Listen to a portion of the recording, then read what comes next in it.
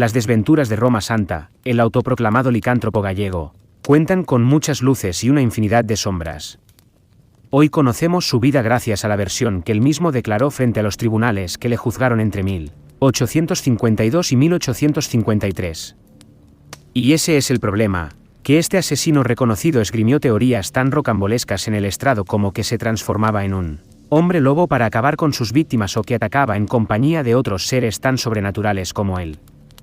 Sus palabras rodearon el caso de un halo de misterio que, todavía hoy, genera cierta desconfianza sobre la veracidad de sus actos.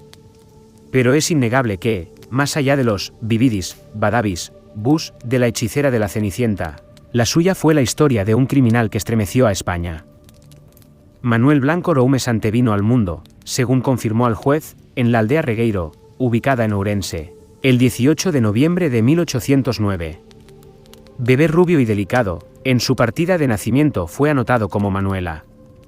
Según dicta la lógica, porque tanto sus padres como el sacerdote creyeron que era una niña hasta los 8 años. Este es uno de los muchos enigmas que rodean todavía al hombre lobo gallego. Un misterio sobre el que intentó poner luz en 2012 el responsable de antropología forense del Instituto de Medicina Legal de Galicia, Fernando Serrulla, con un estudio que confirmó que nuestro protagonista que padecía un síndrome de intersexualidad, hermafroditismo, según los estudiosos clásicos, que le hacía segregar de forma exagerada hormonas masculinas y le provocaba episodios de recurrente agresividad. Dulce, retraído y con aficiones, por aquella época, más propias de una mujer, Manuel estudió de niño las vicisitudes de la elaboración del jabón y de la costura. También se hizo un gran conocedor de los bosques gallegos, dato clave para su futuro como asesino. No se le puede negar tampoco su capacidad para aprender a leer y escribir, algo que no era habitual en las zonas rurales de España. Tras una adolescencia de la que se conoce poco, contrajo matrimonio en 1831 con Francisca Gómez, un poco mayor que él. Su historia de amor se extendió solo durante 3 años, cuando la mujer falleció de forma repentina. El golpe hizo que Roumes abandonase la parroquia que había contenido a su bestia interior y se diese a una vida de buhonero y a la venta ambulante de baratijas en Galicia y Portugal, con la que ya había coqueteado antes. Tal y como dejaron patente los facultativos que le estudiaron durante el juicio, era un hombre apuesto. La fisionomía de Blanco es nada repugnante, y sin rasgo característico, mirada ya dulce y tímida, ya feroz y altiva, y forzadamente serena. Aunque es imposible saber cómo era cuando sumaba una veintena de veranos, pues solo disponemos de la descripción física que los expertos hicieron de él a lo largo del proceso, cuando contaba 45 años. Entonces medía 5 pies menos pulgada de talla, contaba, con tez morena clara, ojo castaño claro, pelo y barba negros, semicalva la parte posterior de la cabeza, y mostraba una salud floreciente. Por enésima vez, en este punto nace la controversia alrededor de Roumes. La mayor parte de los historiadores coinciden en que, cuando falleció su esposa, se le empezó a conocer como o Hondo Unto, el hombre del sebo, o el sacamantecas. La razón era que se dedicaba a recoger sebo para venderlo en Portugal, donde era utilizado para elaborar extraños ungüentos que, decía la tradición, eran capaces de curar todo tipo de males. En los años 50, el diario El Balear ya hizo referencia a que se había ganado este sobrenombre, el del unto, según La Voz Pública. Años después, cuando se dieron a conocer sus crímenes, no tardó en generalizarse la idea de que aquella materia prima la sacaba de sus víctimas. Raros crímenes. El siguiente capítulo de esta desconcertante historia hay que buscarlo en 1843, cuando se volvió a tener constancia de Roumes. Esta vez en León, última parada de una vida de trashumancia con unto en lugar de bestias. Las crónicas narran que aquel año abandonó la región perseguido por el alguacil Vicente Fernández, que pretendía cobrarle una deuda que tenía con un comercio gallego. Cuando el cuerpo del agente fue hallado sin vida, se cargó contra Manuel, entonces un anónimo vendedor ambulante. En su favor habría que decir que pocas pruebas había en su contra, pero eso no le sirvió de nada. Fue condenado en rebeldía a una década en prisión y tuvo que huir, una vez más, para salvar su libertad. Esta vez, hacia la parroquia de Rebordechau Vilar de Barrio, en su amada Galicia. En Rebordechau fue donde brotó la bestia. Y lo hizo tras la imagen de persona bondadosa y dedicada que Roumes extendió entre los vecinos.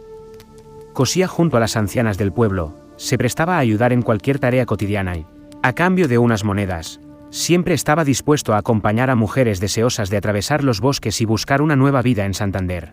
A la mayoría les prometía mediar para conseguirles un buen trabajo con algún ricachón local ávido de servicio doméstico. Según se determinó en causa formada en el juzgado de primera instancia de Allariz contra Manuel Blanco Roumesante, elaborada por el abogado que le defendió en 1852, fue durante uno de estos viajes cuando perpetró su primer asesinato en 1846. Las víctimas habrían sido Manuela García Blanco, de 45 años, y su hija Petronila. A ellas las habrían seguido, en un plazo de 4 años, Benita García y su pequeño Francisco, Antonia Rúa y su chiquilla Peregrina y, para terminar, Josefa García y José. María Dolores, de 12 años e hija mayor de Manuela García, fue su último asesinato. Un cabo suelto con el que quiso terminar.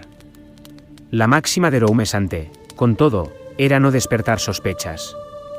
Por ello, entregaba a la familia de las fallecidas cartas falsas en las que insistía en lo bien que se vivía en Santander. Como de tonto no tenía un pelo, Manuel solía además camelarse a las chicas para que le vendieran todos sus bienes antes de marcharse. Una vez en el bosque, y tras el asesinato de Rigor, se quedaba con el dinero de las difuntas.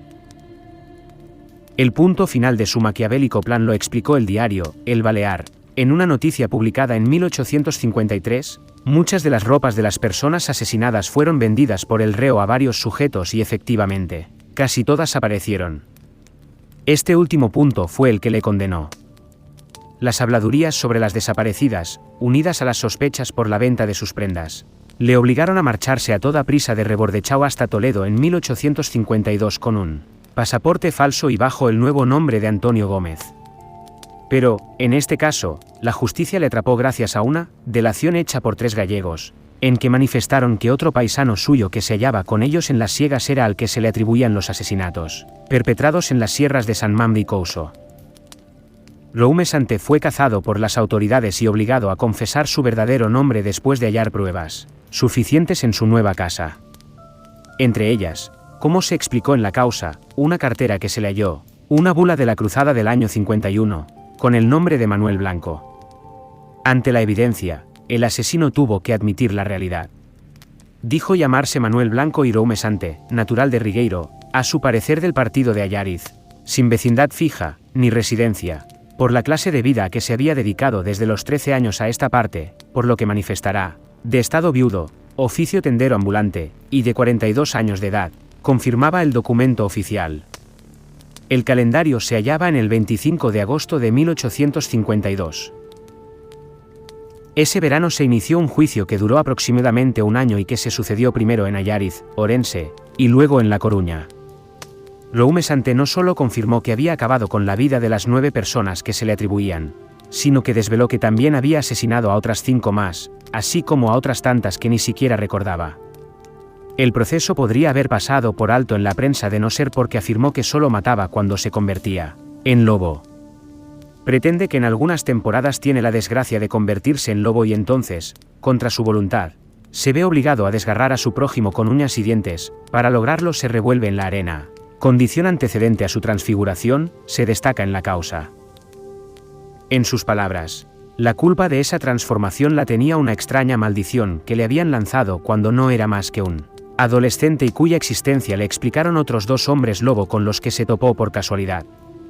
Le consta que sus acciones criminales eran efecto de la maldición de que va hecho mérito, porque una vez en el valle de Couso en la sierra, se encontró con 2 lobos y se volvió lobo también, y anduvo con ellos 4 o 5 días, volviendo al cabo a tomar forma de personas, y entonces fue cuando conoció a De Genaro y Antonio, quienes le dijeron que hacía tiempo tenían aquella desgracia, cuyo éxito convenció al deponente de que era víctima de una maldición, recoge el informe del juicio. Pretende que en algunas temporadas tiene la desgracia de convertirse en lobo y entonces, contra su voluntad, se ve obligado a desgarrar a su prójimo con uñas y dientes, para lograrlo se revuelve en la arena, condición antecedente a su transfiguración. A lo largo del proceso, Roumesante tuvo la sangre fría de afirmar que le constaba, que el día de San Pedro concluyó la maldición, porque en dicho día dejó de sentir los deseos de matar. Hasta entonces, insistió, la sed de sangre y carne humana le había obligado a acabar con sus víctimas cuando adquiría su forma animal. Declaró que para ejecutar estos asesinatos no se valían de arma alguna, pues después de Tomar dicha forma acometían y devoraban a cualquiera, se completa en la causa. Sus palabras hicieron que periódicos de todo tipo, desde La Ilustración hasta El Heraldo. Otro tanto sucedió con medios internacionales como el Diario de Gobierno de la República Mexicana, el cual dedicó algunas de sus páginas al caso. El juicio desenmascaró en parte las incongruencias del lobo gallego. Si perdía la consciencia cuando se volvía animal, ¿cómo era posible que, tras los asesinatos, arrebatara a las mujeres sus pertenencias? ¿Por qué solo se convertía al llegar al bosque y no antes? Por estas y otras tantas dudas, el juez dictó sentencia el 6 de abril de 1853, garrote vil. Pero su abogado tenía una última baza. Apoyado por un tal Dr. Phillips, quien no ha podido ser identificado todavía, alegó que no había pruebas suficientes para condenarle y apeló a instancias superiores. Y en parte llevaba razón, pues solo habían sido hallados un coxal de una mujer y un cráneo fracturado.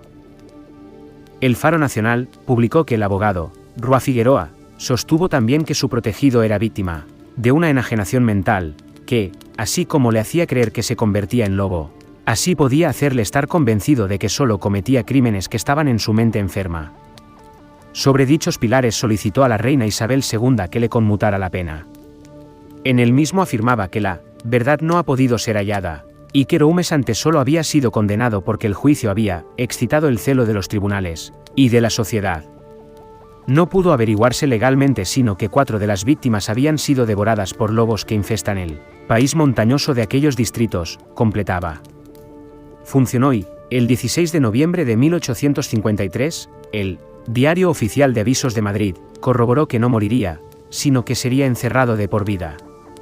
Su licantropía fue estudiada, pero este curioso personaje desapareció a partir de ese momento de las luces de la actualidad y falleció bajo el más estricto misterio.